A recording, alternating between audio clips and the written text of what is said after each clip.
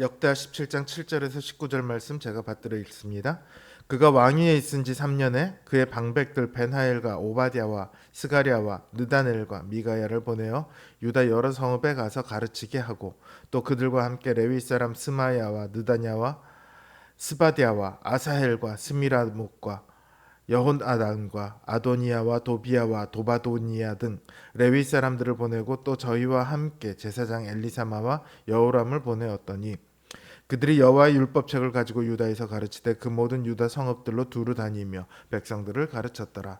여호와께서 유다 사방의 모든 나라에 두려움을 주사 여호사밧과 싸우지 못하게 하시매 블레셋 사람들 중에서는 여호사밧에게 예물을 드리며 은으로 조공을 바쳤고 아라비아 사람들도 짐승떼 곧 수량 7,700마리와 숫 염소 7,700마리를 드렸더라.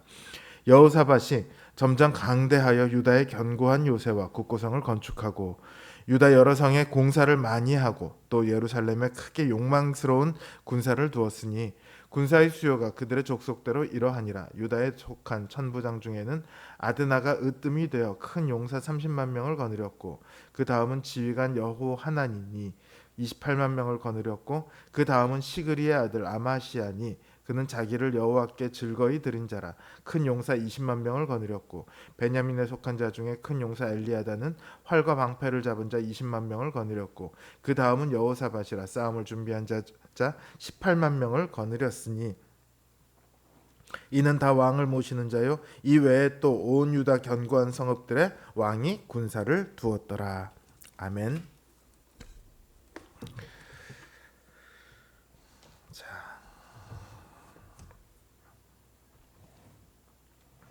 다윗의 길로 행했던 아사 왕은 말년에 이르러 하나님을 의지하지 않고 세상을 의지합니다. 하나님 대신 아람 왕을 의지했고 하나님 대신 의사를 의지합니다. 성경은 이를 두고 망령되이 행했다 이렇게 표현합니다. 오늘 보면 1절에서 6절까지 여호사밧이 행한 일을 보면요, 아사 왕이 행했던 일과 비슷합니다. 아사 왕도 처음에는 다윗의 길로 행했고 하나님께서 아사 왕과 함께 하셔서 그 나라를 견고하게 하셨습니다. 그럼에도 아사 왕의 말로가 망령된 행동이었다면 여호사밧이 지금은 잘하고 있는 것 같아도 혹시 말년에 아사 왕처럼 될 수 있지는 않을까요? 그런데 여호사밧은 아사 왕과 다른 점이 있습니다. 아사 왕이 하지 않았던 일을 해요. 오늘 보면 7절에서 9절에 있는 내용이에요. 여호사밧은 방백과 레위인과 제사장을 보내어 율법책을 가지고 모든 성읍들을 다니면서 백성들을 가르치게 합니다. 이스라엘 역사를 보면요, 이스라엘 백성들은 언제나 은혜를 경험하고도 얼마 지나지 않아 하나님을 잊어버리곤 합니다. 당장 눈에 보이는 것들에 사로잡혀 하나님을 멀리하고 하나님의 자리에 다른 것들을 올리곤 합니다. 앞서 살펴본 아사왕의 말년이 그 증거죠. 아무리 우상을 찍어버리고 산당을 제거했더라도 사람들은 또다시 그 상태로 돌아가요. 그렇게 되는 이유는 백성들이 하나님과 하나님의 말씀에 대한 지식이 없기 때문입니다. 호세아 4장 6절에서 하나님께서 이렇게 말씀하십니다. 내 백성이 지식이 없으므로 망하는도다. 내가 지식을 버렸으니 나도 너를 버려 내 제사장이 되지 못하게 할 것이요 내가 내 하나님의 율법을 잊었으니 나도 내 자녀들을 잊어버리리라.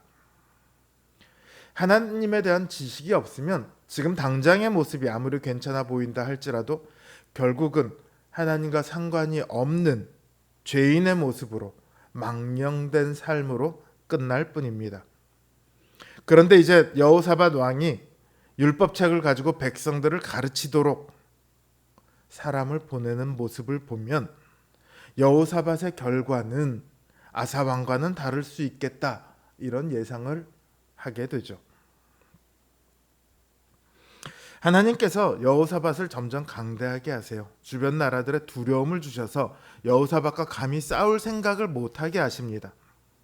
유다의 영원한 대적이라고 할 수 있는 블레셋조차도 여호사밧에게 예물을 드립니다. 유다의 주변 모든 곳을 다니며 무역을 하는 아라비아 사람도 공물을 바칩니다. 그리고 유다에도 용사가 많아져요. 나오는 용사의 합이 116만 명입니다. 이들을 다 용사라 칭하고 있어요. 아사 왕의 군대 58만 명과 비교하면 2배나 되는 수치죠. 그리고 그 외에도 각 성읍들의 군사들이 또 있다고 합니다. 이렇게 유다 자체적으로도 강대하고 또한 주변 나라들이 감히 유다를 넘보지 못하게 두려워하게 된 것은 여호사밧 왕이 전심으로 여호와의 도를 행했기 때문입니다. 산당과 아사라 목상을 제했을 뿐만 아니라 율법책을 가르쳐 지키게 했기 때문입니다. 여호사밧 시대의 국가적 강성함은 군사력이 아니라 여호와의 도를 행한 것, 특히 말씀에 채워짐에서 비롯되었습니다. 오늘날 우리의 강건함도 마찬가지입니다. 말씀에서 강건함은 옵니다. 제가 어려서부터 교회를 다니면서 가장 많이 들었던 말은 하지 말라, 이 말이었어요. 도대체 뭐 그렇게 하지 말라는 것이 많은지 온통 하지 말라는 것 투성이었어요. 오늘날도 신앙생활을 이렇게 하는 분들이 많이 있습니다. 이것 하지 않고 저것 하지 않고. 그런 것이 의미가 없다는 것이 아닙니다. 해서는 안 될 것들은 당연히 제해야 합니다. 그러니까 하지 말아야죠.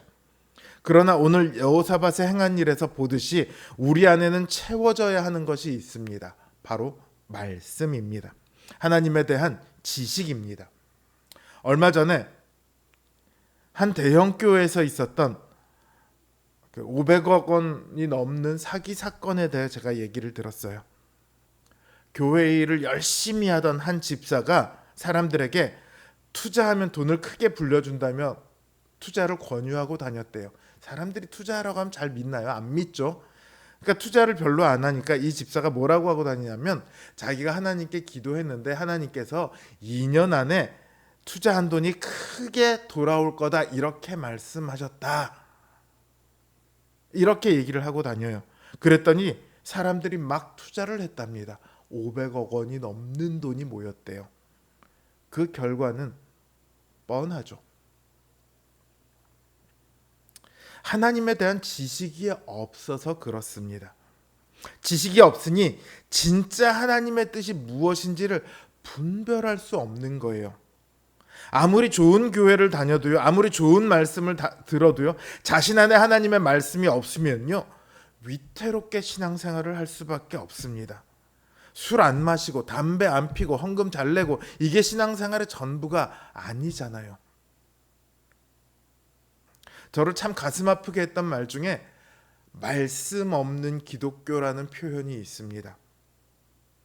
이게 말도 안 되는 모순된 표현이죠. 기독교는 말씀의 종교인데요. 그런데 실제 우리의 모습을 보면